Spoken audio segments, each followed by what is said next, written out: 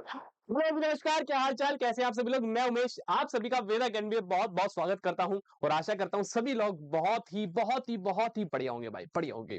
ठीक है, एक बार बता दो जो जो बालक बढ़िया है, जो जो बढ़िया है, बिल्कुल वो बता दीजिए कि सर हम बिल्कुल एकदम मस्त हैं। हाँ, सब हम एकदम जो है मस्त है। ठीक है, तो आपको पता है मेरे बच्चे, मेरे लाल, मेरे रसगुल्ले, क्या कि हमारा जो है भैया गैस पेपर नंबर आज कौन सा है जी? 60 है। कौन सा है भाई? 60। कौन सा जी? 60। ठीक है, इस गैस पेपर की शुरुआत करेंगे, बहुत बेहतरीन तरीके से इसको करेंगे, बढ़िया तरीके से इसको निपटाने की कोशिश करेंगे। ठीक है, सबसे पहले मैं आपको बता दूं भैया, 2499 रुपीज में बड़ा ही प्यारा सा प्राइस है, बड़ा ही छोटा सा प्राइस है। देख पा रहे हैं आप, केवल चार संख्या है, 1 2 3 4, केवल चार संख्या का ये प्राइस है। और इस प्राइस में आपको ये सारी चीजें जो है मिलने वाली है। किट फ्री है, जिसमें live classes, mock test, chapter wise test, recorded classes, premium notes, AMT, ये सारी चीजें आपको मिलने वाली है। अगर कोई भी मेरा बालक, कोई भी मेरा रसगुल्ला ऐसा है कि जिसने अभी तैयारी नहीं करी है और करना चाहता है, तो भाई यहाँ एनरोल हो जाओ। अब बात आई सर एनरोल कैसे हो, तो एनरोल होने के लिए इन नंबर्स पर, ये जो नंबर्स आपको दिए गए इन पर आप कांटेक्ट कर लीजिए, हमारी टीम आपको बहुत ही प्यार से एनरोल करा देगी। ठीक है, और सबसे खास चीज भैया, इसकी शुरुआत ऑलरेडी हो चुकी है। 17 नवंबर, 17 नवंबर को शुरुआत हो चुका है और अंत इसका, यानी जो अंत है वो 7 फेब, यानी कि आपके एग्जाम से पहले इसको खत्म कर देंगे और बैच एंड हो जाएगा 7 फेब को। इसका मीडियम इंग्लिश और हिंदी होने वाला है और आप देख पा रहे हैं सारे ही टीचर एक्सपर्ट हैं, धुरंधर हैं और आपको बहुत बेहतर तरीके से, बिल्कुल जिसे कहते हैं कि एक एक चीजें कॉन्सेप्ट के साथ, क्लैरिटी के साथ यहाँ पर आपको कराने वाले हैं। ठीक है, क्लियर इतनी बातें? आइए, और सबसे जरूरी चीज क्या है, ये देखो एक नाम लिखा हुआ है यहाँ पर, फ्री। क्या लिखा है भैया? Free free free free free free free fire. ना, तुम कहोगे भैया फ्री फायर, भैया हम तो फ्री फायर खेलते थे, तो भैया ये तो हमारा फ्री फायर हो गया। मैंने कहा नहीं भाई, ये फ्री फायर नहीं है, ये अपकमिंग फ्री टेस्ट है जो आप लोगों के लिए वेद अकेडमी करवाता है। हर संडे को 2 बजे होता है, हर संडे को 2 बजे होता है, यानी कि 14 दिसंबर, यानी 2 बजे होने वाला है। क्लियर इतनी बात? अब देखिए इसमें जाएंगे कैसे, इसको स्कैन करिएगा। ठीक है, हमारी एप्लीकेशन डाउनलोड करिएगा, यहाँ लिखा है नीचे डाउनलोड ऐप। ऐप डाउनलोड करने के बाद आपको कुछ इस तरीके का इंटरफेस दिखेगा। जब एप्लीकेशन डाउनलोड कर लेंगे, मालिका का ऑल इंडिया मॉक टेस्ट, उस पर एक ब्लैक बटन होगा एनरोल नाउ, उस पर क्लिक करिएगा, आप एनरोल हो जाएंगे। फिर अपना 2 बजे इंतजार करिए, पेपर चालू होगा। क्या चालू होगा? पेपर। पेपर चालू होती ही भैया अटेम्प्ट करना शुरू करना, जब खत्म हो जाएगा तो उसके बाद लीडर बोर्ड में आपकी रैंक आएगी, रैंक 1, रैंक 2 और रैंक 3। ठीक है, और जिनकी रैंक 1, रैंक 2, रैंक 3 आएगी भाई, उनको ये गिफ्ट मिलने वाला है हमारी तरफ से, मॉडल पेपर के 10 सेट OMR के साथ। क्लियर तो नहीं बातें? ठीक है, आइए देखिए पहले क्वेश्चन की ओर आगे बढ़ते हैं। देखिए क्या कह रहा है, sum of two rational number is 8 1/6। कह रहा है दो रेशनल नंबर है, उनका सम ये है। एक काम करिए, रेशनल नंबर मान लीजिए एक ए है, एक बी है। ठीक है, यानी कि भैया ए प्लस बी जो है कितना है? 8 1/6। इसकी मल्टीप्लाई करिए, 6 8 जा कितना हो गया बेटा? 48। 48 और 1 49/6। क्लियर इतनी बातें? आगे देखिए कह रहा है, if one of them is ये, कह रहा है इनमें से एक संख्या, ए और बी में से एक संख्या ये है, इसको अगर आप चेंज करेंगे तो क्या हो जाएगा भैया? आप कहेंगे भैया 3 4 12, 12 टू 14/3, कितनी भैया? 14/। चलिए हम ए को मान लेते हैं भैया, ये 14/3 है, प्लस बी इक्वल टू 49/6। कह रहा है भैया तो दूसरी संख्या बता दो, यानी बी बताना है। क्लियर है? देखिए अब बी निकालेंगे तो क्या होगा बच्चे? 49/6 माइनस 14/3, यही होगा। अब आप खुद ही देखिए, यहाँ डिनोमिनेटर अलग है, अलग है, तो डिनोमिनेटर अलग है तो माइनस करने के लिए एलसीएम लेना पड़ेगा। 6 और 3 कैल्सियम कितना आ गया? 3। 6 के टेबल में क्या नाम है, सॉरी 6, यहाँ गलत लिख दिया मैंने, है ना? कितना आएगा जी? आप कहेंगे भैया एलसीएम आ गया 6, एलसीएम कितना आ गया? 6। 6 के टेबल में 6 कितनी बार आएगा? आप कहेंगे एक बार, तो इसके न्यूमरेटर में एक मल्टीप्लाई, यानी 49 इंटू 1, यानी 49 माइनस का 9। 3 के टेबल में 6 कितनी बार? 2 बार, तो आप यहाँ करेंगे 14 इंटू 2, यानी भैया 28। तो भैया बी की वैल्यू क्या आ गई? 9 में से 8 गया 1, 4 में से 2 गया 2, यानी 21/6। 21/6 आप इसको और सॉल्व कर सकते हैं, 3 7 21, 3 दूनी 6। ठीक है, अब आप इसको मिक्स फ्रैक्शन बदलेंगे तो क्या होगा बोलिए? 2 3 6 और 1, यानी कि भैया 2 3 1/2, ये क्या है? इसका आंसर हो जाएगा। क्लियर नहीं बातें? बोलिए क्लियर है, बोलिए बोलिए भाई क्लियर है? 2 3 1/2, यानी ए इज द करेक्ट आंसर। बोलिए डन। चले आगे चले, आइए नेक्स्ट क्वेश्चन क्यों। कह रहा between which two consecutive integer, कह रहा किन इंटीजर के बीच में √17 आएगा? क्या आएगा भाई? √17। आप खुद ही बताओ, बड़े ध्यान से सुनो, बड़े ध्यान से सुनो। अगर मैं आपसे बोलूं √16, आप कहेंगे भैया 4 आता है। अगर मैं आपसे कहूं √25, आप कहेंगे भैया 5। अब एक बात बताओ, √16 से लेकर √25 के बीच में ही तो कहीं ना कहीं √17 आएगा। बड़े ध्यान से सोचो, बड़े ध्यान से सोचो, √16 से लेकर √25 के बीच में ही तो √17 आएगा। √16 की वैल्यू कहाँ आती है? 4 पे आती है। √25 की कहाँ आती है? 5 पे। तो भैया √17 की वैल्यू 4 और 5 के बीच में आने वाली। क्लियर है? तो यानी बिटवीन 4 एंड 5, कितने? 4 एंड 5 के बीच आई। ठीक है, आइए नेक्स्ट क्वेश्चन देखिए। कह रहा बताइए the square of which of the following would be odd number. कह रहा किसका स्क्वायर जो होगा, किस नंबर का स्क्वायर करने पे यहाँ पर ऑड नंबर आएगा? क्या आएगा जी? Odd number. ऑड नंबर आपको पता है, देखिए लास्ट डिजिट पकड़िए, इसका स्क्वायर करिए, यानी कि भैया 6 का स्क्वायर करिए, उसी से पता चल जाएगा ऑड आएगा इवन। 6 का स्क्वायर करोगे क्या आएगा? 36, लास्ट में आया 6। भैया ये तो इवन है। अगली क्या है? 4। 4 का स्क्वायर करिए और लास्ट में बताइए क्या आएगा? आप कहोगे भैया 6 आएगा। 9 का स्क्वायर करिए, आप बताइए लास्ट में क्या आएगा 81 यानी कि 1 आएगा। 2 का स्क्वायर करेंगे तो लास्ट में क्या आएगा 4। अब आप खुद ही बताइए कौन सी संख्या ऐसी है, कौन सी संख्या ऐसी है जो ऑड नंबर आएगी। सोचिए, आप कहोगे भैया आखिरी में 6 आ रहा है तो ये तो इवन हो जाएगा, ये भी इवन हो जाएगा, ये भी इवन हो जाएगा, यही बचा यानी 779 77 वो sorry 779 is the correct answer. बोलिए क्लियर इतनी बातें? बोलिए क्लियर है? आइए नेक्स्ट क्वेश्चन की ओर आगे चलते हैं। कह रहा था ratio present age of father and son. कह रहा एक फादर है, एक फादर है और एक एक सन है। इनकी प्रेजेंट एज का जो रेशियो बच्चे 7:2 है। क्या है 7:2, यानी कि आप इसे 7x मान लीजिए और इसको क्या मान लीजिए 2x। ये इनकी प्रेजेंट एज है। पीए का मतलब है जो अभी इनकी उम्र है। कह रहा 5 ईयर है वो, कह रहा 5 साल पहले। भैया अभी इसकी उम्र 7x है तो 5 साल पहले यानी जब -5 साल पीछे जाओगे तो कितनी हो जाएगी? आप कहोगे भैया 5 साल घट जाएगी है। अगर इसकी 5 साल घटेगी पिताजी की तो लड़के की भी घटेगी 5 साल। आप कहोगे भैया लड़के की क्या होगी 2x-5। क्लियर इतनी बात? अब देखिए कह रहा 5 ईयर है वो, यानी 5 साल पहले पिता की उम्र ये हो गई लड़के की। The ratio was 4:1। कह रहा है 5 साल पहले रेशियो था वो 4:1 था, यानी कि भैया 7x-5 का और 2x-5 का जो रेशियो था वो 4:1 था। क्लियर है? तो कह रहा बताइए प्रेजेंट एज क्या है सन की, यानी सन की प्रेजेंट एज क्रॉस मल्टीप्लाई करती है। ये हो गया बेटा 7x-5। ठीक है, 4 के साथ इसकी मल्टीप्लाई करिए, 4 टू 8x और 4 5 20। क्लियर?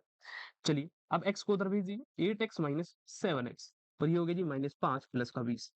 बोलिए क्लियर? -5 प्लस का 20 करोगे 15 और 8x माइनस 7x करोगे x, यानी x की वैल्यू भैया कितनी आ गई 15। अब उसने किसकी उम्र पूछी थी? लड़के की, है ना? सन की एज क्या है 2x। देख पा रहे हैं सन की एज क्या है 2x, यानी कि भैया आप 2 इंटू एक्स यानी कि 15 रखेंगे तो 2 इंटू 15 कितना होता है 30 साल, यानी ए इज द करेक्ट आंसर। बोलिए कोई दिक्कत नहीं होगी। ठीक है, आइए कह रहा बताइए which of the following number would have digit 6 at unit place. कह रहा किसके स्क्वायर में जो है 6 आएगा? अरे भाई ये तो कुछ भी नहीं है, हैं? आखिरी में क्या है 9। 9 का स्क्वायर करोगे तो क्या आएगा लास्ट में? आप कहोगे भैया 1 आएगा। 3 का स्क्वायर करोगे लास्ट में क्या आएगा 9 आएगा। 5 का स्क्वायर करोगे लास्ट में भैया 5 आएगा और 6 का स्क्वायर करोगे लास्ट में क्या आएगा 6 आएगा, यानी 36 आता है ना, तो 36 की आखिरी डिजिट क्या है 6। क्लियर? बताइए यही होगा। आइए कह रहा how many number of digits in square root of 4785। देखिए क्या कह रहा है कि अगर आप इसका स्क्वायर रूट निकाले 4 7 8 5 3 तो कह रहा बताइए कितनी डिजिट आएगी। कहने का मतलब क्या है, जैसे अगर आप अंडर रूट 144 निकालते हैं तो आंसर क्या आता है 12। इसमें कितनी डिजिट है 2 डिजिट है, 1 और 2, है ना? अगर आप अंडर रूट 169 निकालते हैं तो आंसर क्या आता है 13। देखिए कितनी डिजिट है 1 और 1 2 डिजिट है। ऐसे कह रहा बताइए इसमें क्या आएगी। आप सुनिए बट ध्यान से देखिए कैसे करते हैं, सुनिए please listen to very careful. देखिए यहाँ कितनी डिजिट थी इसे समझो, इस वाले समझो फिर इस वाले को करेंगे। देखो 1 2 3 कितनी संख्या थी भैया 3। 3 में 1 जोड़ो, 3 में 1 जोड़ो कितना हो गया 4। पहले भैया जितनी भी संख्या है अगर ऑड है, देखो ये ऑड थी ना 1 2 3, तो भैया 1 जोड़ो कितना हो गया 4। अब इस 4 को 2 से डिवाइड कर दो कितना आया 2। तो देखो यहाँ पर भी 2 आ रही थी। अब देखो यहाँ पर कितनी 1 2 3 4 5 कितनी है 5, यानी भैया ऑड है। 5 में 1 जोड़ो और 2 से डिवाइड कर दो, 5 और 1 6, 6/2 कितना आ गया आप कहेंगे भैया 3, यानी कि इसका जो स्क्वायर रूट आएगा उसमें 3 संख्या होंगी। तो A is the correct answer. बोलो डन? बोले डन डन डन डन। आइए नेक्स्ट पर आइए। कह रहा बताइए which of the following number are not perfect cube. कह रहा इनमें से कौन सा परफेक्ट क्यूब नहीं है। अरे भाई 216 6 का क्यूब क्या 128 किसी का क्यूब होता है बताओ? 1010 का होता है और ये भी किसी का होता है, ये भी किसी का होता है। 128 बताओ क्या कभी पढ़ा है? 5 का क्यूब क्या होता है 125। भैया ये तो नहीं होगा। और 6 का क्यूब 216। तो यानी भैया एकमात्र ऑप्शन यही है बी वाला जो परफेक्ट क्यूब नहीं है। बोलिए क्लियर इतनी बातें? बोलिए क्लियर है? ठीक है, बोलिए क्लियर। चले आगे चले। चलिए मैं आपको बता दूं भैया अभी आप लोग हमारे साथ जेएनवी के साथ है। अभी कहाँ हैं आप? हमारे साथ जेएनवी के साथ है, लेकिन हम आप लोगों के साथ आगे तक भी जुड़े हैं। जहाँ आप लोगों का सिलेक्शन हो जाएगा जेएनवी स्कूल में बैठेंगे, ऐसे स्कूल में बिल्कुल चकादार बिल्कुल शानदार स्कूल में बैठेंगे। शानदार स्कूल में बैठने के बाद आगे भी तो तैयारी करनी है, आगे भी तो जीवन में पढ़ना है। ऐसा थोड़ी पढ़ाई लिखाई छोड़ दोगे जेएनवी में चले गए आईएएस थोड़ी बन जाओगे बे, हैं? कहीं जेएनवी में गए तो आईएएस बन गए। सुनो तो आप जेएनवी के बाद भी हमारे साथ कनेक्ट रहिए, हमारे इस वाले चैनल को सब्सक्राइब करके रखिए। यहाँ पर सारी चीजें आपको फ्री में मिलेंगी मेरे लाल। क्या मिलेंगी? फ्री में। Everything is free of cost available here, so please subscribe to this channel. Okay okay आइए चलिए। कह रहा cube of a number is 81 times of the number. देखिए कह रहा है एक नंबर का क्यूब, एक नंबर मान लीजिए x, कह रहा है इसका क्यूब, इसका जो क्यूब है वो 81 टाइम्स है। क्या है 81 गुणा है किसके? खुद ही नंबर के, खुद ही नंबर। तो कह रहा बताइए नंबर क्या है, यानी x की वैल्यू पूछ रहा है। तो भैया ये x से एक x कट गया तो यहाँ क्या बचा x की पावर 2 बराबर 81। अगर आप x निकालेंगे तो क्या हो जाएगा अंडर रूट 81 और अंडर रूट 81 कितना होता है आप कहेंगे 9, यानी भैया संख्या 9 है, यानी it is the correct answer. बोलिए क्लियर है? बोलिए क्लियर। आइए 39 पर आइए। कह रहा है जो साइज है बैक्टीरिया का, कह रहा है एक भैया जीवाणु का आकार इतना है। कितना है भैया? कितना है? कितना है जी? 0.0.1234 1275 है। कह रहा भैया इसको स्टैंडर्ड फॉर्म में लिखो। अरे भाई मानक रूप में लिखना है। देखो पहले डेसिमल हटाओ, डेसिमल हटाओगे तो देखो क्या आएगा, कितनी संख्या है डेसिमल की राइट साइड, 1 2 3 4 5 6 7 8, 8 है। तो भैया 1275 अपॉन में 10 की पावर 8, 10 की पावर 8 है। क्लियर इतनी बात। अब देखो ये ऊपर जाएगा, ये हो जाएगा भैया 1275 इंटू 10 की पावर -8 क्लियर है। लेकिन स्टैंडर्ड फॉर्म बदलना है, डेसिमल यहाँ लगाना है, तो चलो भैया 1 2 और भैया यहाँ पर आओगे तो 3, यानी 3 स्टेप इधर है, 3 लेफ्ट गए, कितने गए भैया लेफ्ट की तरफ 3 गए, तो ये हो गया 1.275। लेकिन भैया जितने स्टेप आप इधर गए हो, इस तरफ गए हो, उतना यहाँ जोड़ना भी तो पड़ता है। हाँ +3 भी करेंगे। 1.275 इंटू 10 की पावर -5 आपका ये सही उत्तर होगा। और ये कहा है ए है। क्लियर इतनी बात, बोलिए क्लियर है। आइए नेक्स्ट क्वेश्चन की ओर आगे बढ़ते हैं। 40 डिवाइड करना है भाई। क्या कह रहा है जी, 2 की पावर 8 डिवाइडेड बाय 2 की पावर 8 मल्टीप्लाई 2 की पावर -7, कह रहा बताइए क्या आएगा। चलिए ब्रैकेट देखिए, बोर्ड मास लगाइए, सबसे पहले इनको डिवाइड करिए, 2 की पावर 5 डिवाइडेड बाय 2 की पावर 8 मल्टीप्लाई 2 की पावर -7। क्लियर। अब देखिए डिवाइड कर रहे हैं, बेस सेम है, तो डिवाइड करेंगे तो पावर क्या हो जाएगी बच्चे आपस में, माइनस हो जाएगी। क्या हो जाएगी जी, माइनस हो जाएगी। तो ये हो गया भैया 2 की पावर 5 -8 बढ़ रही है, कितना हो गया, आप कहेंगे भैया 2 की पावर -3 मल्टीप्लाई 2 की पावर -। क्लियर इतनी बात। अब देखिए बेस सेम है, मल्टीप्लाई हो रही है, बेस सेम है मल्टीप्लाई हो रही है, तो आपको पता है जब बेस सेम होते हैं मल्टीप्लाई होती है तो पावर क्या होती है, ऐड हो जाती है। तो यानी भैया -3 प्लस का -7, आप क्या कहेंगे -3 और ये हो गया जी -3 -7। ठीक है, सॉरी ये माइनस कहाँ से आ गया भाई, ये माइनस था ही नहीं। केवल ये 2 था। फिर ये क्या हो गया बच्चे 2 -3 -7 यानी -10, यानी 2 की पावर -10, यानी D is the correct answer. Full clear इतनी बातें। चले आइए नेक्स्ट पर आइए। कह रहा number when divided by 91 leaves a remainder present. देखो कोई एक नंबर है, कह रहा है जब ये डिवाइड होता है किससे 91 से, तो रिमाइंडर देता है, रिमाइंडर देता है 65। कह रहा है सेम नंबर, कह रहा है अगर यही सेम नंबर डिवाइड हो 13 से, तो कह रहा है बताइए क्या रिमाइंडर है। आपको कुछ नहीं करना होता ऐसे क्वेश्चन में, पहले तो इस क्वेश्चन के ऊपर लिखिए पापा, यानी पक्का आएगा पापा। ठीक है, अब देखिए इस क्वेश्चन में क्या करना होता है, ये जो रिमाइंडर है और ये जो डिवाइजर आपको दिया है, इन दोनों को डिवाइड कर दो। डिवाइड करने पे जो रिमाइंडर आएगा वही यहाँ का आंसर होगा। क्लियर है। आइए 65 को 13 से डिवाइड करिए, कितना होगा, आप कहेंगे भैया 13 कम 13 13 24 13 29 13 चौक 13 पंजे 65, 13 पंजे 65 हो गया भैया, बिल्कुल भाई। तो रिमाइंडर कितना आया बताओ, 0 आया। तो यानी भैया इसका भी आंसर क्या होगा, रिमाइंडर जो आएगा वो 0 ही आएगा, यानी B is the correct answer. बोलिए क्लियर है बात। ऐसे क्वेश्चन को आप ऐसे ही याद रखिएगा, ये क्वेश्चन आता है मैं आपको फिर बता दूं, इसको लिख लीजिएगा, इसको लिख लीजिएगा। ठीक है, आइए नेक्स्ट पर आइए। कह रहा car takes 2 hour to reach a destination by travelling at speed of 60 kilometre per hour. कह रहा है गाड़ी जो है 2 घंटे लगती है, 2 घंटे लेती है किसी जगह पहुंचने पर कितने की स्पीड से, इतनी की स्पीड से, यानी स्पीड जो है भैया 60 किलोमीटर पर आवर है। देखो 2 घंटे लिए उसने, इतनी स्पीड से चली, तो आप डिस्टेंस बता सकते हो, बताओ स्पीड इनटू टाइम। आप कहेंगे भैया स्पीड है 60, टाइम है 2, तो भैया डिस्टेंस आ गया 180 किलोमीटर। यानी भैया मुझे पता चल गया वो जो गाड़ी थी वो 180 किलोमीटर गई है, स्पीड 60 की से चलती है और 2 घंटे लेती है। अब देखिए आगे क्वेश्चन क्या कह रहा है, हाउ लॉन्ग, यानी कितना लगेगा, कितना लगेगा मतलब time, time how long will it take, कितना लगेगा उसको time, when the car travel at speed of 80। कह रहा है अगर गाड़ी जो है कितने की स्पीड से ट्रेवल करती है, 80 की स्पीड से, तो कह रहा है बताइए कितना टाइम लगेगा, कितना टाइम लगेगा इसी दूरी को कवर करने में, जो कितनी है 180 किलोमीटर। क्लियर है। तो आप क्या कहेंगे टाइम बराबर डिस्टेंस, टाइम बराबर डिस्टेंस अपॉन में स्पीड। डिस्टेंस कितना है जी 180 किलोमीटर और स्पीड कितनी है जी 80 किलोमीटर पर आवर। क्लियर है। देखिए कट गया भाई, ये कट गया। तो यहाँ पर जो टाइम आएगा वो आ गया जी 18 बटे में 8 घंटे, 18 बटे में 8 घंटे। आप इसको काट लीजिए, 2 से काट लीजिए, 2 नीम 18 और 2 नीम 18 और 2 चौके 8, यानी 9/4 घंटा। क्लियर है, बोलिए बोलिए क्लियर है, बोलिए क्लियर भाई। कुछ गलत काट दिया क्या, ऐसा लग रहा है। बोलिए 6 दूनी 12, ओहो हो 6 दूनी 12 आएगा यहाँ, 120 किलोमीटर होगा ये, 180 थोड़ी आएगा भाई। तो इसको आप सही करिए एक बार, इसको आप सही करिए, 120 आएगा, 6 दूनी 12, यानी कि भैया जो डिस्टेंस आ गया वो 120 किलोमीटर आ गया। क्लियर है। अब देखो यहाँ रखता हूँ मैं, जहां से रखना था रुक जाओ, सॉरी गाइस।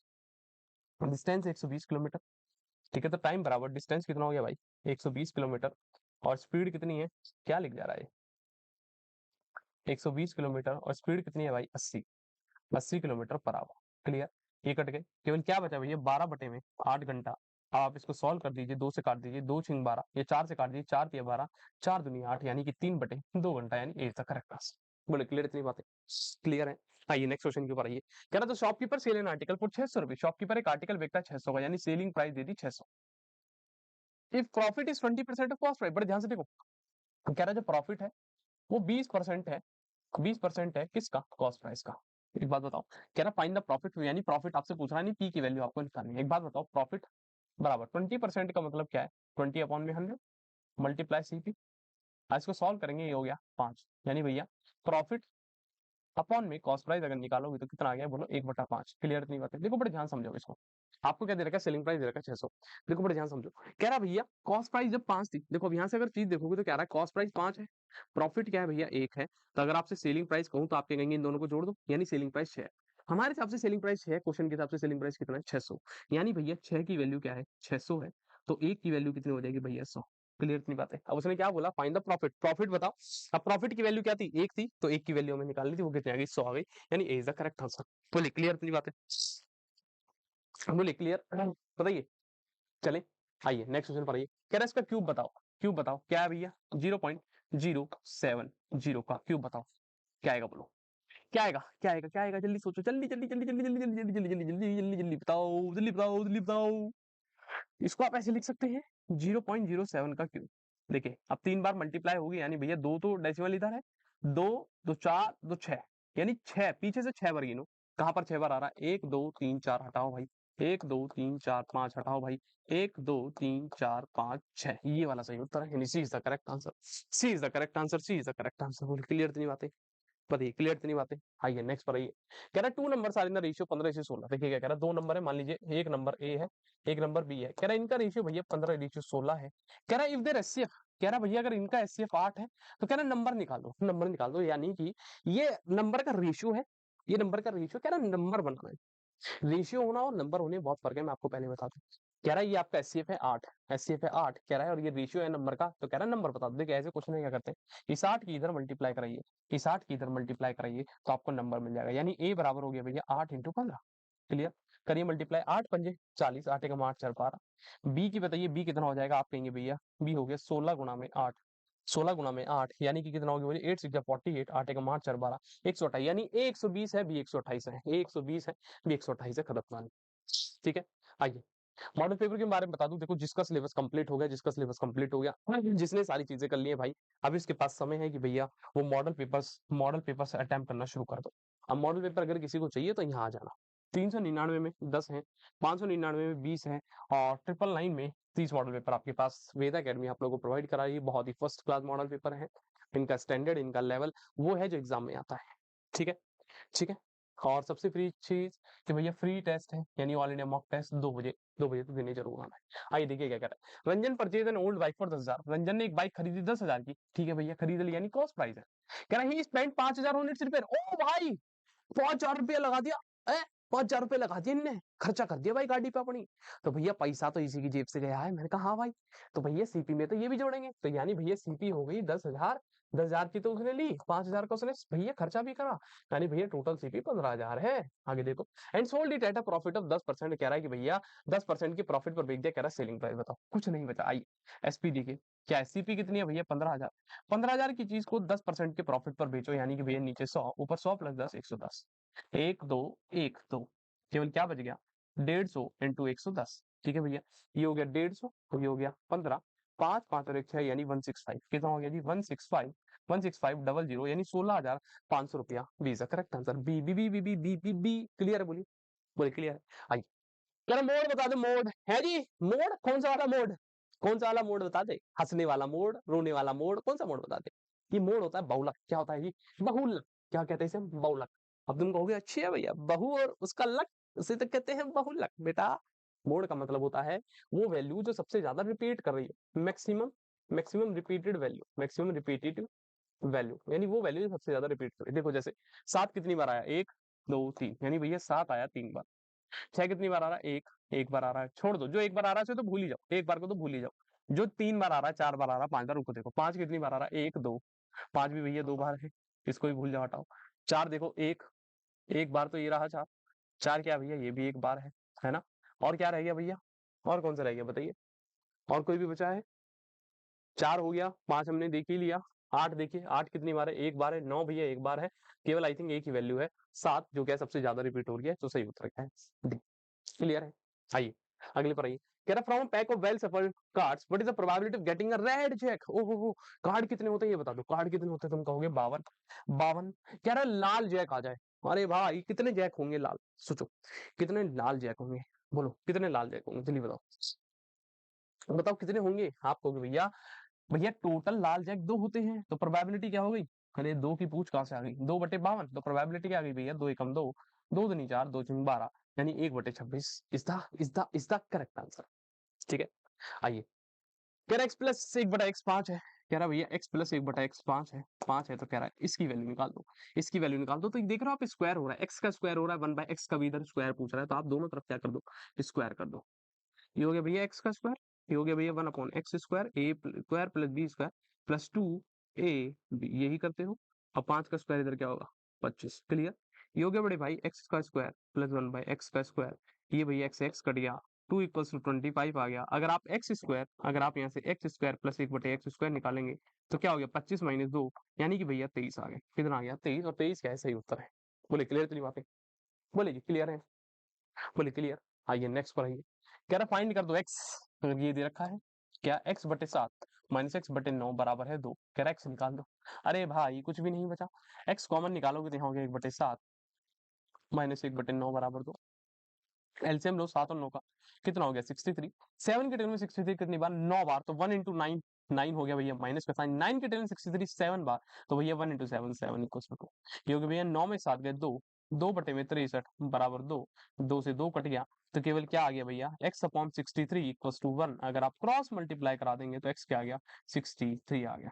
बोले क्लियर इतनी बात, बोले क्लियर इतनी बातें, बोले क्लियर। चले आइए चले आइए, कह रहा है ग्रेटेस्ट कॉमन फैक्टर निकालो 6xy² और 12x² पाएगा सबसे बड़ा। अरे भाई कॉमन क्या है सबसे बड़ा, देखो इसमें 6 है इसमें 12 है, तो इन दोनों में कॉमन क्या, आप कहोगे 6 कॉमन आएगा, यानी वो ऑप्शन जिसमें 6 हो, सब में 6 है, इसको हटा दो, क्लियर।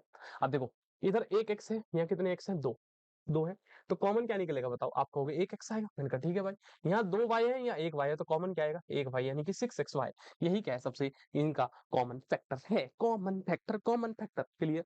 आइए, कह रहा 5 men can do a piece of work in 7 days, कह रहा 5 आदमी हैं किसी कार्य को 7 दिन में कर सकते हैं, वर्किंग 5 आवर डेली, 5 घंटे डेली काम करते हैं। कह रहा फाइंड द टाइम, कह रहा टाइम बताइए इन विच 10 men 10 मैन है can do the same work, कह रहा यही कार्य को करेंगे कितने घंटे भैया 1.5 घंटा प्रतिदिन, तो कह रहा बताइए कितने कितना जो है समय लगेगा, क्लियर। एक्स की वैल्यू निकालनी, आइए देखिए डेसिमल हटाएंगे नीचे आएगा 10, देखिए भैया 10 से 10 तो यही कटेगा, केवल क्या बच गया भैया 5 × 7 × 5 बराबर x × 12, x × 12 अप्रॉक्स आंसर आएगा मेरे को लग रहा है। 5 आदमी 7 दिन 5 घंटे डेली करते हैं काम, ठीक है। 5 men can do a piece of work in 7 days working 5 hours daily, 5 hour daily, find the time in which 10 men can do the same work working 1.2 hours daily, तो आंसर डेसिमल में आएगा भाई पे पक्का। ये कितना हो गया 25, ये कितना हो गया बोलिए 55 25 और 25 × 7 कर दिए, 7 पंजे 35, 7 दूनी 14, 14 और 3 17, यानी कि भैया 175 बटे में 12 कर दीजिए, ये क्या आएगा एक्स आएगा। आइए डिवाइड मारते हैं 175 को 12 से, आप कहेंगे भैया 12 एकम 12, मैंने कहा ठीक है भाई, 7 में 2 गए भैया 5, 12 चौक 48, 12 चौक 48, 12 पंजे 60 हो जाएगा, 12 चौक 48, माइनस करिए कितना हो गया 2 और 3 कितना हो गया बोलिए, ये कितना हो गया जी 15 हो गया, 15 में से 8 गए 2 और 5 7, यानी 7 आ गया, फिर 0, फिर कहेंगे भैया 12 12 छिंग 72 नहीं जाएगा, 12 पंजे 60, यानी भैया 14.5, यानी कि ये लगभग 14 डेज आ गए, कितना आ गए 14 डेज, यानी ए इज द करेक्ट आंसर। बोले क्लियर है, बोले बोले क्लियर है भाई, जल्दी बोलो क्लियर। चले आइए नेक्स्ट क्वेश्चन पर आइए, कह रहा हाउ मेनी स्मॉल क्यूब्स, कह रहा बताइए कितने छोटे छोटे क्यूब्स जिनकी एज 30 सेंटीमीटर, देखो मान लो एक छोटा सा क्यूब है ऐसा, एक ऐसा छोटा सा क्यूब है, कह रहा है इसकी जो एज है यानी जो साइड है वो 30 सेंटीमीटर है, can be just accommodated in a cubical box of 3 metre edge, कह रहा है कि एक ऐसा बड़ा सा डब्बा है, एक बड़ा सा ऐसा डब्बा है, एक बड़ा सा ऐसा डब्बा है, कह रहा बताइए बताइए अब जो क्वेश्चन कह रहा है वो ये कह रहा है बताइए बताइए ऐसे छोटे छोटे से डब्बे इसके अंदर कितने सारे आ जाएंगे, ये कह रहा है। एक ही बड़ा सा डब्बा है जिसकी साइड है 3 मीटर, कह रहा बताइए ऐसे छोटे छोटे डब्बे इसके अंदर अगर डाले जाए तो कितने सारे आएंगे, आपसे पूछ रहा है। देखिए ऐसे क्वेश्चन में क्या करते हैं मैंने आपको बताया भी है, नंबर ऑफ बॉक्सेस जो होते हैं, नंबर ऑफ बॉक्सेस जो होते हैं क्या होते हैं, वॉल्यूम ऑफ दिस बॉक्स, जो बड़ी वाली चीज है उसका वॉल्यूम क्या होगा, आप कहेंगे क्यूब है तो क्यूब का वॉल्यूम क्या होता है साइड का क्यूब, यानी भैया 3 metre multiply 3 metre multiply 3 metre divided by एक छोटे डब्बे का वॉल्यूम क्या है 30 साइड है, तो आप कहेंगे भैया 30 centimetre multiply 30 centimetre multiply 30 centimetre. अब सबसे जरूरी चीज क्या है, जब आप देखेंगे तो ये मीटर है ये सेंटीमीटर है, कितनी बार मीटर आया 1 2 3 3 बार आया, एक बार मीटर को सेंटीमीटर बदलते तो कितनी मल्टीप्लाई करते हैं 100 की, तो 3 बार बदलेंगे तो 3 बार 100 होगा, क्या होगा भैया 3 बार 100 की मल्टीप्लाई 1 2 ठीक है, 2 मल्टीप्लाई और 3। अब ये जो आएगा पूरा सेंटीमीटर में आएगा। नीचे देखिए क्या बचा, 30 मल्टीप्लाई 30 मल्टीप्लाई 30। देखो 1 2 3, 1 2 3 खत्म। देखो 3 से 3 कट गया बेटा, 3 से 3 कट गया, 3 से 3 कट गया, तो केवल क्या बचा आपके पास, केवल क्या बचा भैया, 1000। कितना, ये 1000 यानी 1000 डब्बे इसके अंदर आ जाएंगे। बोलिए क्लियर इतनी बातें, बोलिए भाई क्लियर है। चले आगे चले, आइए नेक्स्ट क्वेश्चन पर आइए। देखिए क्या कह रहा है, पेरीमीटर फॉर ट्रेपेजियम, बहुत प्यार से कर दोगे आप लोग, करिएगा ठीक है इसको। आइए ये कह रहा है ratio of radii of two cylinder is 1:2 and height are in the ratio, ये तो कह रहा है कर्व सरफेस एरिया का रेशियो। ठीक है, दो सिलेंडर है, उनकी रेडियाई का रेशियो है, एक की रेडियाई को R1 मान लो, एक की रेडियाई को R2। कह रहा है इनका रेशियो 1:2 है। कह रहा हाइट भी मान लो, चलो एक की H1 है, एक की H2 है, इनका रेशियो 2:3। कह रहा कर्व सरफेस एरिया का रेशियो बताओ, यानी कर्व सरफेस एरिया और पहला cylinder, curve surface area of दूसरे सिलेंडर का आपको क्या बताना ratio. Curve surface area of cylinder क्या होता है, आप कहेंगे 2 पाई R1 H1 divided by 2 pi R2 H2। देखो 2 कट गया, पाई कट गया, केवल क्या बचा, R1 अपॉन R2, केवल क्या बच गया, R1 upon R2 multiply H1 upon H2। अब देखिए R1 अपॉन R2 आपको दिया 1/2 और H1 अपॉन H2 क्या है जी, 2/3। ठीक है, 2 से 2 कट गया भैया, केवल क्या बचा 1/3, यानी कि भैया रेशियो आ गया 1:3 और B is the correct answer. बोलिए क्लियर इतनी बातें। आइए नेक्स्ट क्वेश्चन की ओर आगे बढ़ते हैं। नेक्स्ट क्वेश्चन यही है आपका क्रैश कोर्स, 2499 रुपीज में है आप लोगों के लिए। ठीक है, इनको जिसको भी चाहिए बच्चे वो एनरोल हो जाइएगा। ठीक है, इसकी बहुत कम सीट्स है, फिर खत्म हो जाएंगी, फिर मत बोलेगा। ठीक है, और ऑल इंडिया मॉक टेस्ट आपको पता है 14 दिसंबर दोपहर को 2 बजे फ्री में होता है, तो देने जरूर आइएगा। चलिए आगे बताइए। कह रहा है each edge of a cube is double, कह रहा है हर एक जो साइड है क्यूब की उसको डबल कर दिया जाता है। देखो एक क्यूब है, मान लो उसकी एज, एज का मतलब है साइड, मान लो इसकी साइड अभी ए है, इसकी साइड को डबल कर दो यानी मल्टीप्लाई 2 कर दो, तो नई साइड क्या होगी, आप कहेंगे 2 है। तो कह रहा है बताइए how many time will it volume increase, तो कह रहा है जब साइड डबल होगी तो बताइए वॉल्यूम कितना होगा। एक बात हो, जब साइड ए है तो वॉल्यूम क्या होगा, आप कहेंगे भैया साइड का क्यूब यानी कि भैया ए क्यूब। और जब वॉल्यूम 2a हो गई, सॉरी जब साइड 2a होगी तब वॉल्यूम क्या होगा, आप कहेंगे भैया 2a का क्यूब, यानी कि भैया ये हो गया 8 ए क्यूब। अब देखो पहले वॉल्यूम क्या था ए क्यूब, अब क्या है भैया 8 ए क्यूब है। तो बताओ ए क्यूब में क्या मल्टीप्लाई करोगे, 8 ए क्यूब बन जाए, आप कहोगे भैया 8 कर दो, यानी 8 गुना हो गया नया वॉल्यूम, नया वॉल्यूम 8 गुना हो गया। बोले क्लियर तो नहीं बातें। आइए 57 पर, कह रहा find the height of cylinder, cylinder की हाइट निकालो। अरे भाई हाइट निकाली, कह रहा जिसका वॉल्यूम ये है, वॉल्यूम आपको दे रखा है कितना 1.54 मीटर क्यूब। कह रहा जो डायमीटर है बेस का वो 140 सेंटीमीटर, ओहो हो डायमीटर 140 सेंटीमीटर है, तो रेडियस कितना होगा 70 सेंटीमीटर, लेकिन भाई मीटर में बदल दो, मीटर में बदल दो, तो कितना हो गया, आप कहेंगे 0.7 मीटर ये रेडियस है। क्लियर। अब देखिए वॉल्यूम क्या होता है सिलेंडर का आपको पता है, पाई आर स्क्वायर है, इसकी वैल्यू दे रखी है 1.54 मीटर की, पाई की वैल्यू 22/7, रेडियस कितना है भाई 0.7, 0.7 मल्टीप्लाई 0.7 मल्टीप्लाई हाइट बराबर 1.54 मीटर क्यूब। ठीक है भाई, देखो यहाँ से डेसिमल हटाओगे तो नीचे क्या आएगा बच्चे 100 आएगा, यहाँ से हटाओगे तो 1 10 आएगा, यहाँ से हटाओगे तो 1 10 और 10 कट गए 100 के, केवल क्या बचा 22/7 मल्टीप्लाई 7 मल्टीप्लाई 7 मल्टीप्लाई हाइट बराबर 154। क्लियर है। देखिए 7 से 7 भी कट गया, बोले कोई दिक्कत, 11 से काट दो, 11 तो नहीं 22, 11 एकम 11, 5 में देख गए 4 44, 11 चौक 44। ठीक है क्लियर। 7 दूनी 14, 2 हो गया भैया, 2 से 2 कट गया, तो केवल कुछ भी नहीं बचा आपके पास, बचा हाइट बराबर 1 मीटर, हाइट क्या आ गई 1 मीटर। लेकिन आप ऑप्शन देख पा रहे सारे क्या है सेंटीमीटर में, किस में है सेंटीमीटर में, तो 1 मीटर का मतलब क्या है 100 सेंटीमीटर, यानी इज द करेक्ट आंसर। बोलिए क्लियर, बोलिए क्लियर है। आइए नेक्स्ट वाला, कह रहा how many number of diagonal, कह रहा कितने डायगोनल जो है बनाए जा सकते हैं हेक्सागन में। अरे भाई डायगोनल का फॉर्मूला क्या होता है बताइए, n-n-3/2। एन कितना हेक्सागन है, हेक्सागन में कितनी साइड होती है 6, तो एन की वैल्यू 6, 6 इंटू 6-3 कितना हो गया 3 बटे में 2, 2 तिया 6 और 3 गुना 3 कितना होता है 9, तो यानी 9 डायगोनल बन सकते हैं।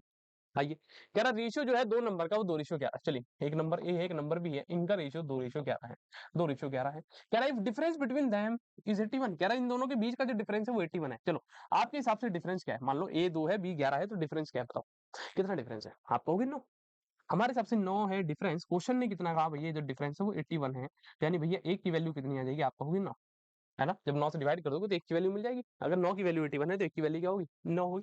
कह रहा फाइंड द स्मॉल नंबर, छोटा नंबर बताओ, छोटा नंबर क्या है 2, अरे पूरा करने की जरूरत ही नहीं थी भाई, है। चलो 2 की वैल्यू बताओ, तो एक की वैल्यू 9, तो 2 की वैल्यू कितनी आ जाएगी 2 9 18, खत्म कहानी, 18 इज द करेक्ट आंसर। बोले क्लियर है, बोले done done done done done. आइए नेक्स्ट आइए, कह रहा what will percentage increase in the area of square, कह रहा बताइए कितना इंक्रीज आएगा एरिया ऑफ स्क्वायर में, if each of it side is increase by 10%, कह रहा अगर हर साइड को 10% बढ़ाए। देखिए एरिया ऑफ किसका भैया स्क्वायर, एरिया ऑफ स्क्वायर क्या होता है आप ही बताइए, आप कहेंगे भैया साइड मल्टीप्लाई साइड, यानी एरिया ऑफ स्क्वायर डिपेंड करता है जब दो बार साइड की मल्टीप्लाई होती है। अगर साइड में एक बार भी मल्टीप्लाई, एक बार भी बदलाव हुआ, कुछ इंक्रीज हुआ डिक्रीज हुआ, तो वो एरिया पर प्रभाव करेगा। अगर दो बार भी हो तो भी प्रभाव होगा। आप देखो क्या कह रहा है साइड कितनी बार इंक्रीज हुई भाई, 10% इंक्रीज हुई। तो चलिए नीचे लिखिए 100 और नीचे लिखिए 100, क्योंकि दो बार साइड मल्टीप्लाई हो रही है तो इसलिए दो बार साइड मल्टीप्लाई करेंगे। चलिए बताइए कितनी बड़ी, 10% के ऊपर 100 प्लस 10 110, 100 प्लस 10 110, ये कट गया भैया।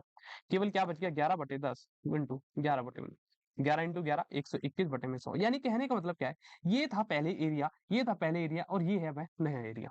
ये था पहले एरिया और ये क्या है, नया एरिया। तो आप बताइए कितना बदलाव आया। आप कहेंगे पहले 100 था अब 121 है, तो कितना बदलाव आया। आप कहेंगे भैया 21 का बदलाव आया। लेकिन नीचे क्या है 100, तो डायरेक्टली आप 21% कह सकते हैं। अगर नीचे 100 की जगह 1000 होता, 10 होता, 1 लाख होता, तो आप बदलते। ठीक है, तो डायरेक्टली क्या है 21% आया। क्लियर। चलिए आपको बात बता दूं, ये जो मॉक आपका जो गेस्ट पेपर चल रहा है, इसको आप एमसीक्यू के फॉर्मेट में हमारी एप्लीकेशन पर भी अटेम्प्ट कर सकते हैं। इसको स्कैन करके एप्लीकेशन डाउनलोड करिएगा और एमसीक्यू के फॉर्मेट में अटेम्प्ट करेंगे। चलिए बताइए, कह रहा है difference between simple interest compound interest on certain sum money in 2 year 10% per annum इस वजह। अरे भाई सम पूछ रहा है, अरे प्रिंसिपल भाई डिफरेंस दे रखा है, देखो 2 साल का, 2 साल का आपको पता है क्या होता है, सीआई और एसआई का पी आर स्क्वायर अपॉन में 100 मल्टीप्लाई 100। ठीक है, तो डिफरेंस दिया 50, तो यहाँ 50 प्रिंसिपल निकालना है, रेट क्या है भैया 10 साल, 10%, और नीचे क्या है भैया 100 मल्टीप्लाई 100। देख बेटा इससे तो पूरा गया, केवल क्या बच गया 50 बराबर पी अपॉन में 100। अगर प्रिंसिपल निकालेगा क्रॉस मल्टीप्लाई करके, तो प्रिंसिपल कितना आ गया 5000 रुपया, प्रिंसिपल आ गया। नीचे is the correct answer. Done, बोलेगा इस डन। आइए, कह रहा 30% ऑफ नंबर इज 21, कह रहा किसी नंबर का 30% 21 है, तो कह रहा बताइए what percent of number is 14। ओहो हो, ठीक है, कह रही नंबर मान लीजिए एक्स, कह रहा भैया किसी संख्या का 30% 21 है, तो यानी 30/100 ऑफ का मतलब मल्टीप्लाई एक्स बराबर 21। ये कट गया बेटा, क्लियर है, क्योंकि 3/10 इंटू एक्स बराबर 21। अगर आप देखें तो 3 7 21 क्या आ गया जी, x upon 10 equal to 7, cross multiply करेंगे तो एक्स आ गया 70, एक्स आ गया 70। क्लियर। देखिए क्या कह रहा है, what percent of the number is 49, कह रहा है नंबर का कितना परसेंट 49 है, नंबर का कितना परसेंट 49 है, नंबर का कितना परसेंट 49 है। 49 किसका पूछ रहा है, नंबर का परसेंटेज पूछ रहा है, नंबर क्या है 70 मल्टीप्लाई 100%। ठीक है, देखिए 0 से 0 कट गया, केवल क्या बचा 49 अपॉन 7 इंटू 10%। क्योंकि जी 7 7 जब 49, केवल आ गया 7 इंटू 10%, यानी बड़े भाई 70% सही उत्तर है, C is the correct answer. ठीक है, आइए, कह रहा sum of two consecutive multiple of 10 is 210। अरे भाई बहुत प्यारा क्वेश्चन है, तुम लोग बता दोगे, तुम लोग बता दोगे, मुझे पता है, मुझे पता है तुम लोग बता दोगे। ठीक है, इसको बताना। ठीक है, आइए, कह रहा सॉल्यूशन बताओ भैया इस लीनियर इक्वेशन के। आइए देखिए, देखिए भैया क्या है, डिनोमिनेटर अलग है, हाँ डिनोमिनेटर अलग है। 17 और 68 का एलसीएम लो, कितना आएगा बोलो, बोलिए कितना आएगा। आप कहोगे 68 ही आएगा, मैंने कहा ठीक है भाई।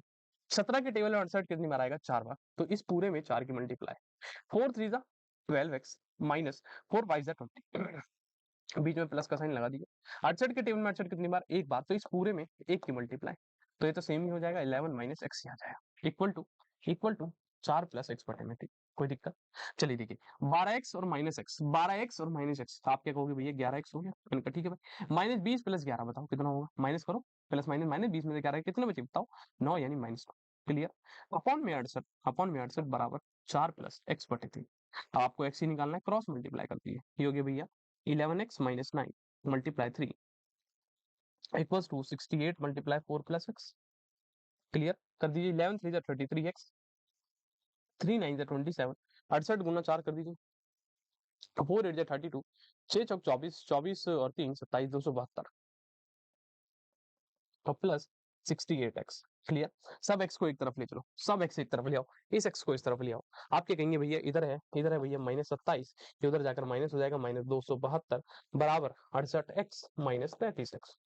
कोई क्लियर, कोई दिक्कत। देखिए माइनस माइनस प्लस, तो 272 और 27 को जोड़िए, 7 और 2 यानी 299, यानी भैया माइनस का 299 इक्वल्स टू, इसमें माइनस करिए, 8 में से गए 5, 6 में से गए 3, यानी अगर भैया आप x निकालेंगे तो -299 बटे में 35 आपका उत्तर आएगा, और ये कहा है ए इज द करेक्ट आंसर।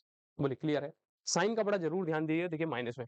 आइए लास्ट पर आइए, कह रहा है number of boys and girls in class are in the ratio. देखो बॉयज और गर्ल्स का जो रेशियो है वो 7:5 है। क्लियर है? कह रहे the number of boys is 8 more than the number of girls. अरे भाई लड़कों की संख्या कह रहा है 8 फालतू है लड़कियों से। एक बात बताओ, लड़कियां कितनी है हमारे हिसाब से? 5, लड़के कितने हैं? 7। कितने फालतू हैं बॉयज? आप कहोगे 2, और क्वेश्चन के हिसाब से कितने फालतू हैं? 8। यानी भैया 2 की वैल्यू 8 तो 1 की वैल्यू 4। कह रहा बताइए टोटल क्लास टाइम, क्लास की टोटल संख्या बताओ। टोटल मतलब कि लड़के और लड़कियों की संख्या। देखो लड़के हैं 7, लड़कियां हैं 5, 7 और 5 12, यानी आपको 12 की वैल्यू बतानी है। 1 की वैल्यू 4 है तो 12 की कितनी होगी? 4 गुणा 12 कर दो। 12 चौक कितना होता है? 48, और यही क्या है? सही उत्तर है। D is the correct answer. बोले क्लियर? बोले clear? Clear clear clear clear है भाई, क्लियर। जल्दी बोलो क्लियर है, क्लियर क्लियर होगा सभी को, ठीक।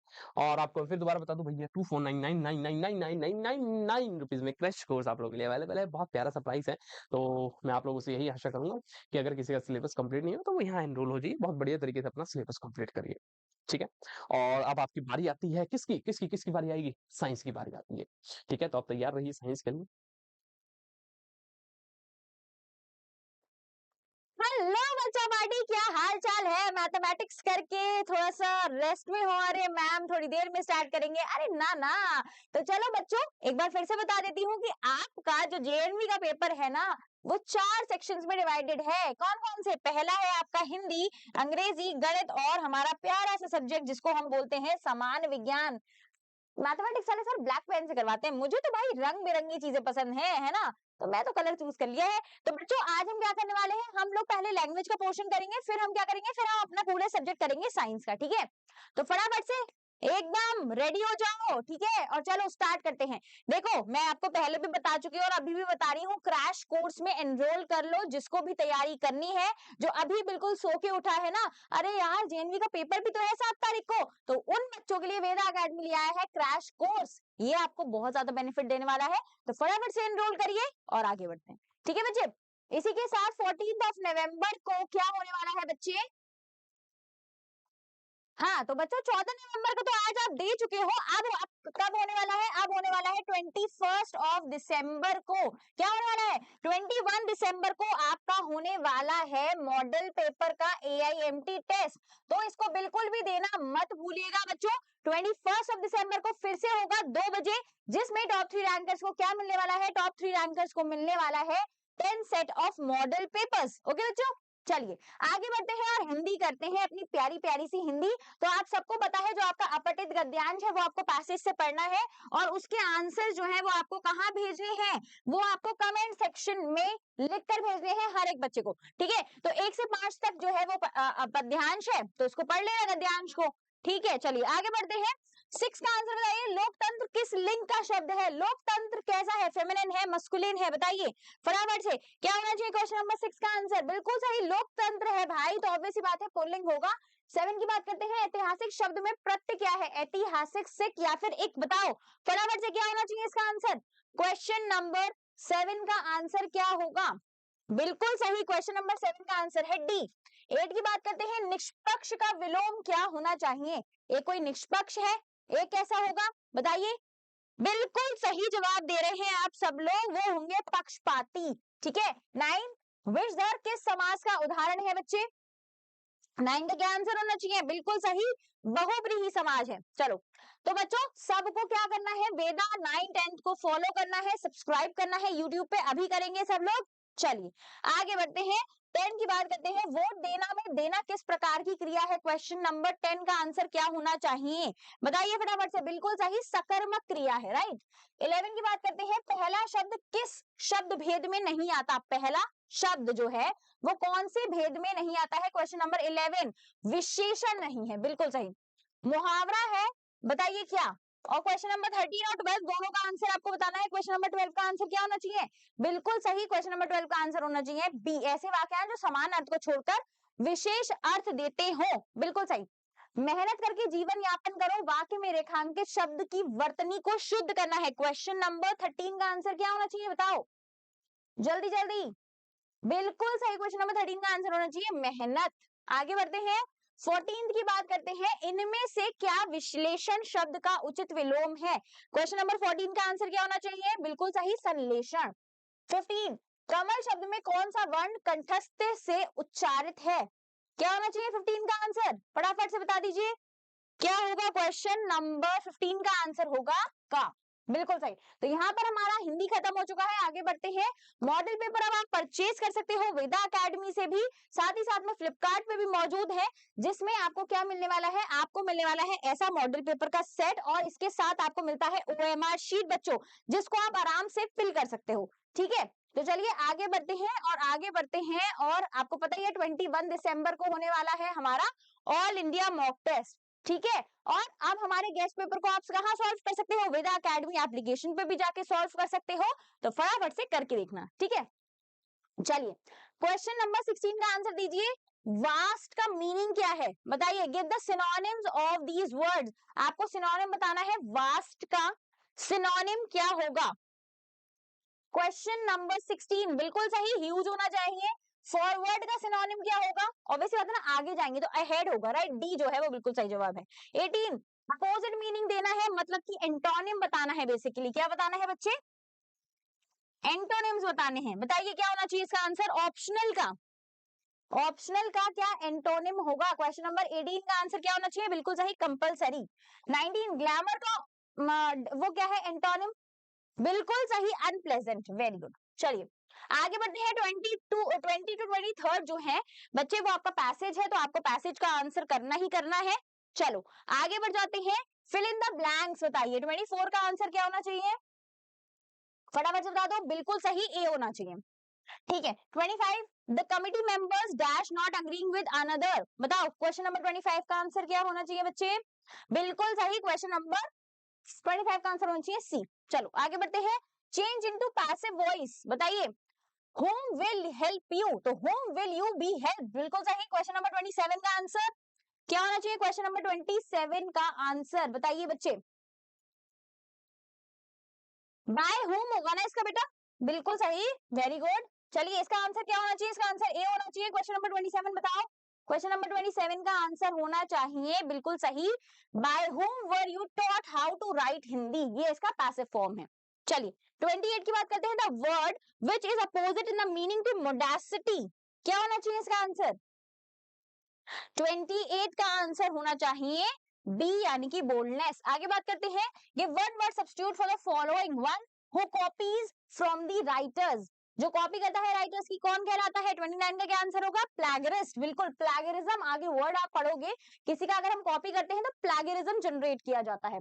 30 की बात करते हैं, they said mother we are not hungry we shall eat later, इसमें क्या करना है बताइए, क्वेश्चन नंबर 30 का आंसर क्या होगा, they told mother that they were not hungry and would eat later, बिल्कुल सही। तो यहाँ पर हमारे लैंग्वेज पोर्शन जो है वो समाप्त हो चुका है और आगे बढ़ जाते हैं इसी के साथ। तो क्या करेंगे, अब हम करने वाले हैं अपना क्वेश्चन नंबर 66, मतलब साइंस पढ़ेंगे और क्या, है ना मैम, बिल्कुल सही भाई, साइंस पढ़ेंगे। अब तो हो गया टाइम, चलो फटाफट से, अगर सो रहे हो तो मत सो, ठीक है।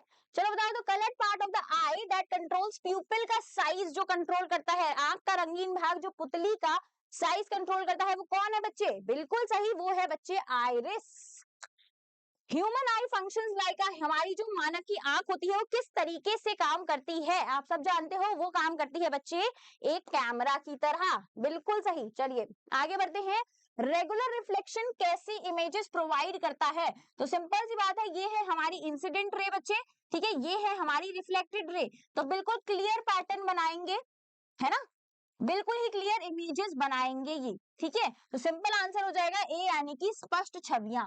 चलिए आगे बात करते हैं, पेरिस्कोप क्या करेगा, पेरिस्कोप में उपयोग क्या होता है, सबको कमेंट सेक्शन में आंसर करना है, ठीक है। तो फटाफट से अपने आंसर्स को कमेंट सेक्शन में शेयर करते रहिएगा कि मैम इस वाले क्वेश्चन का आंसर ये है, इस वाले क्वेश्चन का आंसर ये है, because these are very important questions, ठीक है। पेरिस्कोप क्या करता है, इसके पास दो प्लेन मिरर्स होते हैं 45 डिग्री के एंगल पर लगे हुए, बिल्कुल सही, बी जो है वो बिल्कुल सही जवाब हो जाएगा। चलो आगे बढ़ते हैं, सेकेंड लॉ ऑफ रिफ्लेक्शन क्या स्टेट करता है, परावर्तन का दूसरा नियम क्या बताता है, पहला बताता है angle of incidence is equal to angle of reflection, यानी कि आपतन कोण जो है वो परावर्तन कोण के बराबर होता है। दूसरा क्या बताता है कि जो हमारी आपतित किरण है वो क्या है, जो हमारी परावर्तित किरण है और जो हमारा अभिलंब है यानी कि नॉर्मल है, वो सब जो है वो सेम प्लेन में लाई करती हैं, सिंपल। तो डी जो है वो बिल्कुल सही जवाब हो जाएगा। आगे बढ़ते हैं 71 the point of the earth surface directly above the earthquake focus. Focus के ऊपर अगर मान लो कि ये हमारी अर्थ है बच्चे और ये हमारा फोकस का पॉइंट है, तो ये वाला जो पॉइंट है वो क्या कहलाएगा? फॉर एग्जाम्पल ये क्या है? ये हमारा फोकस का पॉइंट है, तो इस वाले पॉइंट के बारे में पूछा गया है, बताओ फटाफट से।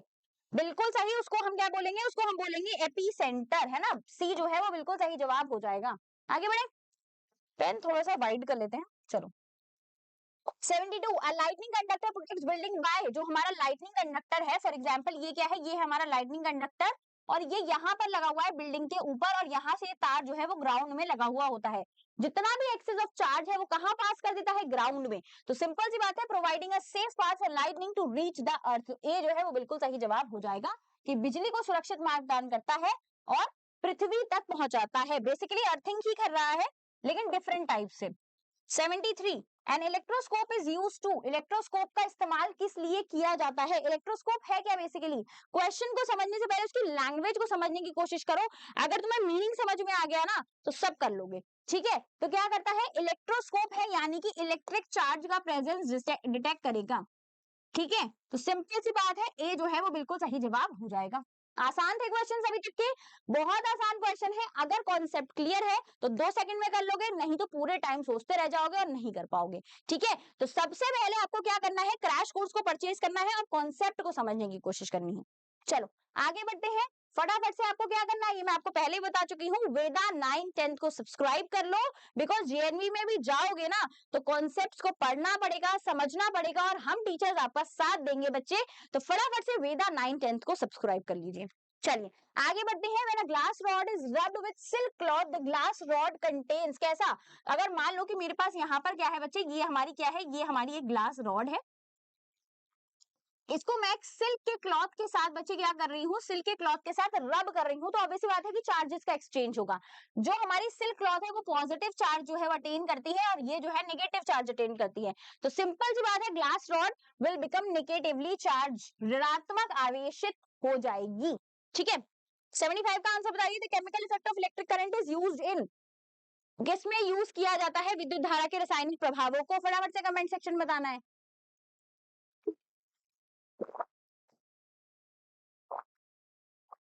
Electroplating and purification of metals, C जो है वो बिल्कुल सही जवाब है इसका, ठीक है? आगे बढ़ते हैं। Bats and dolphins use ultrasound for, जो हमारी बैट्स एंड डॉल्फिन्स है, चमगादड़ है बच्चे, ठीक है? और डॉल्फिन है वो अल्ट्रासाउंड का उपयोग किस लिए करती है? वो यूज करती है नेविगेशन एंड लोकेटिंग प्रे के लिए। तो ए जो है इसका सही जवाब हो जाएगा। 77 the ear drum vibrates when, देखो मैं यहाँ पे डायग्राम बना के समझाती हूँ। ये क्या है? ये है बच्चे हमारा पिन्ना, ठीक है? पिन्ना के अंदर ये जो है वो हमारा क्या है? ये है हमारा ईयर कैनल बच्चे। फिर इसके बाद यहाँ पर आता है हमारा ईयर ड्रम यानी कि कान का पर्दा। फिर आगे जाके है हमारा एक सर्कुलर सा स्ट्रक्चर, स्पाइरल सा, जिसको हम बोलते हैं कॉक्लिया, ठीक है? तो अब ध्यान से देखो कि जब साउंड वेव आई ना तो सीधे जाके इस पे भम सीने कान का पर्दा लगा, ऐसा। यार कान का पर्दा फट जाएगा, तेज मत बोलो, ऐसा ही तो बोलते हैं। तो सिंपल सा आंसर क्या हो जाएगा? जब हमारी साउंड वेव जो है वो उस पर स्ट्राइक करती है तब जाके वो कंपन करता है। चलिए आगे बढ़ते हैं। 78 की बात करते हैं। ल्यूब्रिकेंट्स रिड्यूस फ्रिक्शन बाय स्नेहा, घर्षण को कैसे कम करते हैं? वो क्या करते हैं? क्रिएट करते हैं स्मूथ लेयर को बिटवीन द सरफेसेस, यानी कि डी जो है वो फिर से सही जवाब है। 79 फोर्स कैन चेंज, एक बल जो है वो क्या क्या बदल सकता है? अगर मैं प्रेशर लगाऊं तो मैं किसी का शेप बदल सकती हूँ, किसी के मोशन को चेंज कर सकती हूँ, किसी के डायरेक्शन को चेंज कर सकती हूँ। तो basically speed, direction and shape को किसी भी ऑब्जेक्ट कौन चेंज कर सकता है? एक बल जो है वो चेंज कर सकता है। मैंने इधर से धक्का लगाया, कोई चीज जा रही थी तो इधर चली गई, ऐसा ही होगा। चलिए आगे बात करते हैं। Balance diet during adolescence should include मोर, किशोरावस्था में संतुलित आहार में क्या शामिल होना चाहिए? बैलेंस डाइट आप सबको खानी चाहिए, सिंपल सी बात है ना? ऑब्वियस सी बात है कि चिप्स पैकेट वगैरह खाने चाहिए, मोमोज खाने चाहिए, फूड आइटम्स बाहर के खाने चाहिए, लेकिन लेकिन लेकिन लेकिन सुनो ध्यान से, क्या करना चाहिए बच्चे? हमको बैलेंस डाइट भी खानी चाहिए, बिकॉज अगर आप प्रोटीन्स वगैरह नहीं लोगे, कार्ब्स नहीं लोगे, तो आपका फिजिकल डेवलपमेंट कैसे होगा? तो सिंपल सी बात है, हमको खाना चाहिए proteins, vitamin, minerals and adequate calories. ऐसा नहीं है कि कैलोरी पे कैलोरीज खाए जा रहे हैं ना, ठीक है?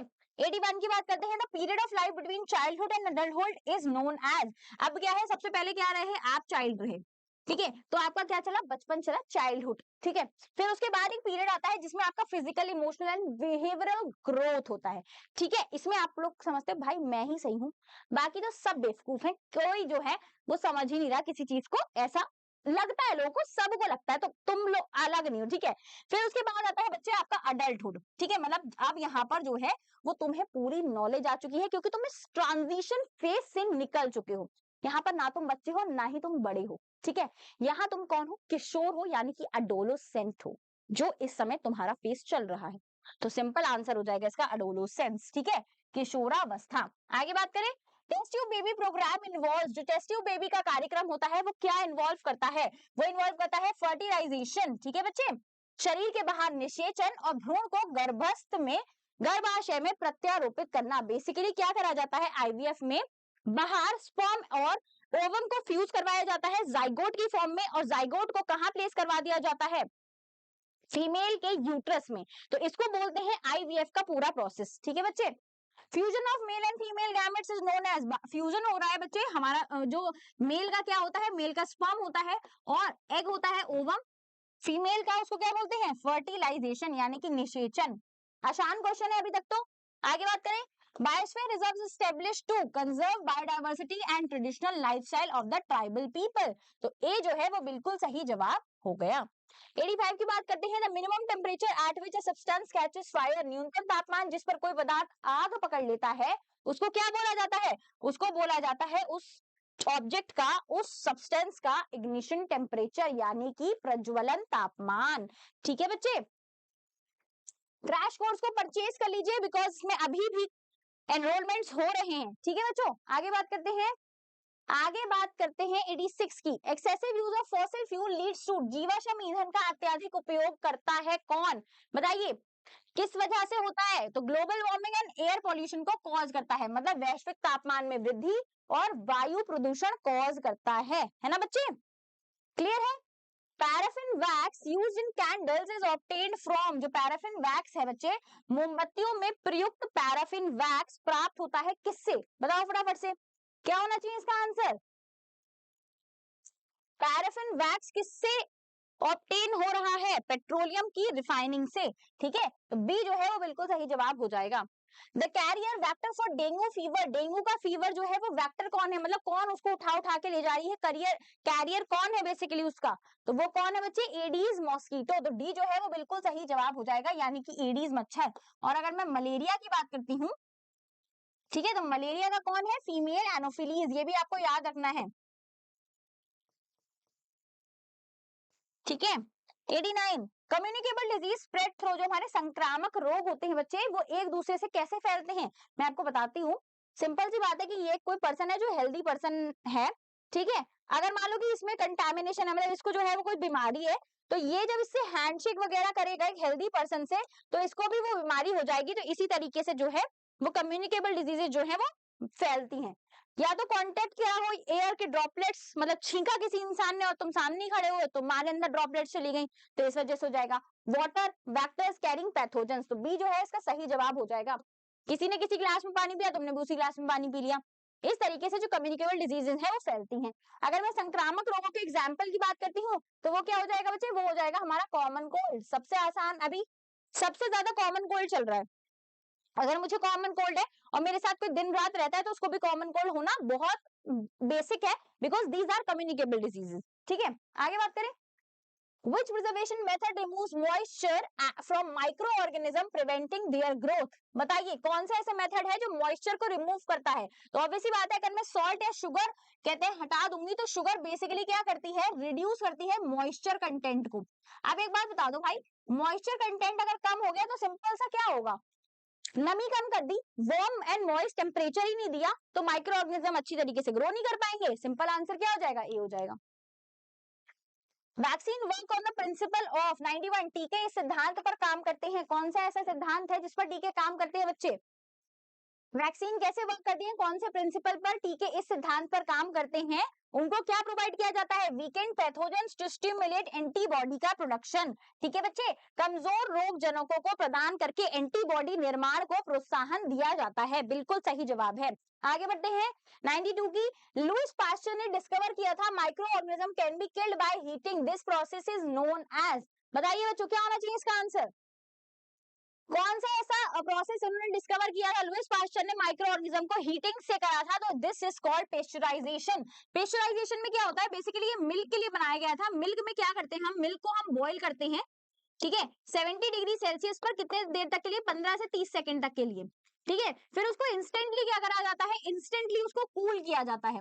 जैसे ही हमने इंस्टेंटली उसको कूल करते हैं बच्चे, तो क्या होता है? एकदम जो हमारे माइक्रो ऑर्गेनिज्म है ना, उनका टेम्परेचर सीधे से तापमान से कम कर दिया गया। अब यार एक बार बताओ, मैं रूम टेम्परेचर पे रहती हूँ, मैं 25 डिग्री सेल्सियस में सर्वाइव कर लूंगी, मैं ज्यादा ठंड में भी सर्वाइव कर लूंगी, ठीक है, क्योंकि मैं तो इंसान हूँ। लेकिन अगर मान लो कि मेरा जीवाणु जो है, बेचारा बैक्टीरिया जो है, वो 35 डिग्री पर सर्वाइव करता है, सबसे पहली बात तो 70 पर, डबल टेम्परेचर, मर गया।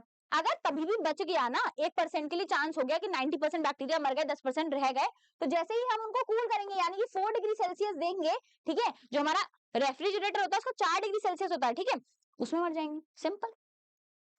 Threshing is done to grain separate करना फ्रॉम चाफ एंड स्ट्रॉ, तो 93 का क्या हो जाएगा? 93 का हो जाएगा बच्चे बी। आगे बढ़ जाए, आसान था ये तो। 94, a farmer wants to store grain safely in several months, तो which factor is the most critical for preventing spoilage? उनको क्या करना चाहिए अगर उनको काफी टाइम तक उसको मेंटेन करना है? तो सबसे पहली बात है, मॉइस्चर से दूर रखना चाहिए, एकदम एकदम ड्राई प्लेस पर स्टोर करना चाहिए। तो सिंपल सी आंसर हो जाएगा C, maintaining proper moisture level and using storage structures. ठीक है बच्चे, बिल्कुल सही। उचित नमी बनाए रखना और संग्रहण संरचनाओं का उपयोग करना। अब बेसिकली कौन कौन सी स्ट्रक्चर्स हो जाएंगे? वो हो जाएंगे बच्चे, या तो हम साइलोस का यूज कर सकते हैं, ठीक है, या तो हम गनी बैग्स का यूज कर सकते हैं, ठीक है, या हम किसका यूज कर सकते हैं? ग्रैनरीज का।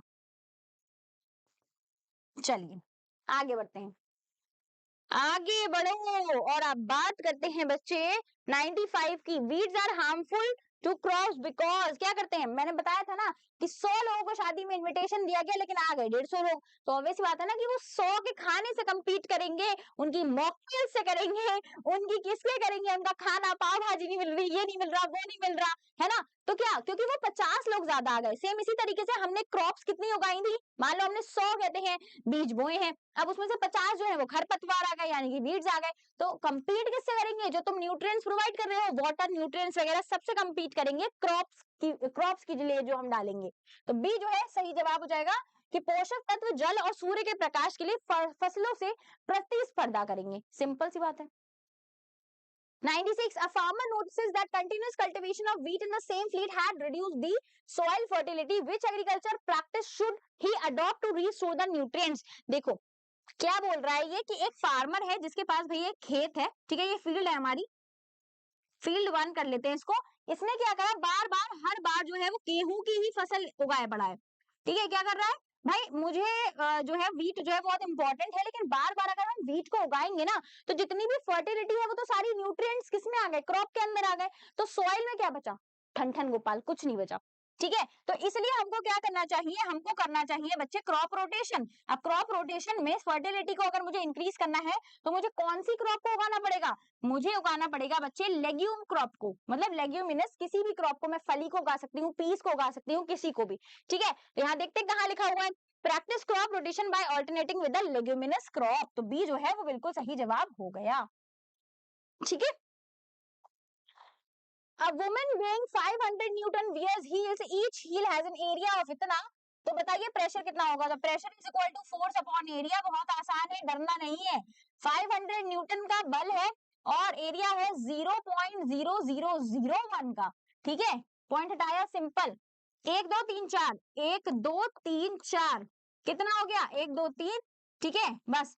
तो देख लो भैया आंसर कहाँ पे आ रहा है, सिंपल आंसर ये है, डी जो है वो बिल्कुल सही जवाब हो जाएगा। देखो 1 2 3 4 5 6, 1 2 3 4 5 6, ठीक है। चलिए, पास्कल इसलिए क्योंकि ये यूनिट है। आगे बात करते हैं, time period of a vibrating body is इतना, फ्रीक्वेंसी कितना होगा? तो frequency is equal to 1 upon time period दे रखा है, तो 1 अपॉन 0.02, पॉइंट हटाया, 2 0 ऊपर लगा दिए, 2 5 50, तो आंसर कितना हो जाएगा? 50 हर्ट्ज। आसान था या नहीं? अब ये तो चुटकियों में करने वाले क्वेश्चंस हैं, इनको बार बार रिपीटेडली अगर तुम्हें करना है तो तुम्हें क्या परचेज करने हैं, तुमको परचेज करने हैं मॉडल पेपर का सेट, बिकॉज इसमें बहुत सारे क्वेश्चंस हैं। और अगर इनको परचेज नहीं करना चाहते हो तो तुम्हें क्या करना है, AIMT देना है, ताकि टॉप 3 रैंकर्स में आके आराम से तुम्हें ये 10 सेट ऑफ मॉडल पेपर्स मिल जाए। ठीक है बच्चे, चलो।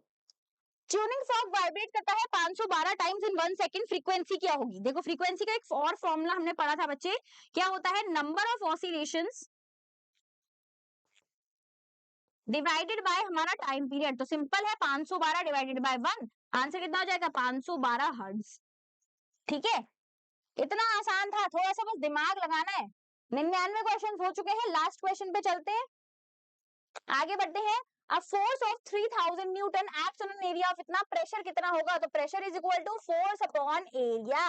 ठीक है, तो 3000 डिवाइडेड बाय 5, 5 बताओ, 6 30 एंड 0 0, तो प्रेशर कितना हो गया, 600 पास्कल का, यानी कि डी जो है वो बिल्कुल सही जवाब हो गया। ठीक है बच्चे, समझ में आ गया, क्लियर है सबको? आई होप आपको ये वीडियो अच्छा लगा होगा, सारे क्वेश्चंस क्लियर हुए होंगे। अगर आपको लगता है कि आपको कोई क्वेश्चन समझ में नहीं आया है तो वेदा अकेडमी के प्लेटफॉर्म पे जाके आप डाउट सेक्शन में अपनी क्वेरी को पुट कर सकते हैं, वो हर एक बच्चे के लिए फ्री ऑफ कॉस्ट है। ठीक है बच्चे, अपना ध्यान रखिए और इस गेस्ट पेपर को कल वेदा अकेडमी एप्लीकेशन पे जाके गेस्ट पेपर वाले सेक्शन में जाके जरूर अटेम्प्ट करिएगा, ताकि जितने भी क्वेश्चन है उनसे आपको क्लैरिटी मिल जाए। और जो भी बच्चा हमारे साथ मिलकर तैयारी करना चाहता है वो क्रैश कोर्स को परचेज कर ले। ठीक है, हम मिलेंगे नेक्स्ट गेस्ट पेपर में, तब तक के लिए be safe and be healthy and stay hydrated, और मजे करते रहो और पढ़ाई करते रहो। बाय बच्चों।